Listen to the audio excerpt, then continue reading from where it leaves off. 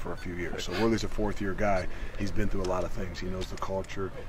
He's been in front of the crowd. He's done a lot of those things. Book played a lot last year for us as well, not just special teams, but filled in the Penn State game, played most of the entire game. So they've been in those situations, and they're a great asset right now to us. So they're not cheap suits.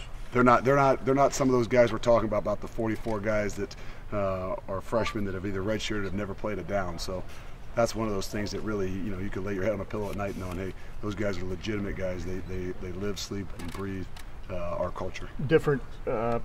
Bring different assets to the table. Definitely than the other two guys. I mean, you talked about Worley. To me, Worley's one of those guys, almost going back to like a Curtis Grant, that he's kind of the heart and the soul. I know he's in the linebacker room, he's kind of that, and really defensively, he's that guy that provides energy every single day, from his demeanor to what he says to how he plays the game. The head coach will tell you he loves to be around him. And then Dante Booker's is one of those guys too. He was probably the top guy from our group and one of the top guys in Coach Mick in the offseason that is just a grinder, a guy that works his butt off, that has unbelievable ability. It's his time to shine. He said something, he's got to work on his fundamentals, almost like he's referring to his mental game. His physical is there. He's been one of the best fundamental guys we've had.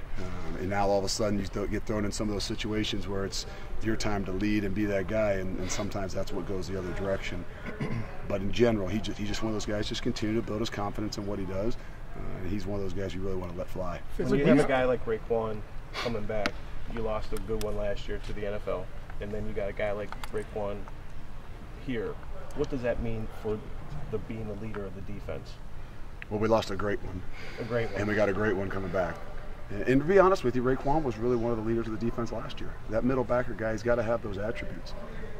Another year, to me, the biggest thing about Raekwon is continue to push him, to get him out of that comfort zone, to continue to have him grow, put those things in front of him like Coach does all the time. What is the expectation? The expectation is to be like number 33 was a few years ago. The guy was a 3-time All-American. He was a Bronco Nagurski Award winner. You still got room to grow. And in the long run, if you're not ahead of where he was and become a true first-round draft pick, then we aren't pushing to get better. So, but he's one of those guys that lives, sleeps, breathes what we say. And he's a selfless guy. He defines my leadership, making others around him better. Physically, how talented is Dante? Dante's as talented as we've had. I mean, everybody's got little different attributes, but Dante is one of those guys that's, if you just say as a running, striking, hitting, tackling guy, he's off the chart. Last year,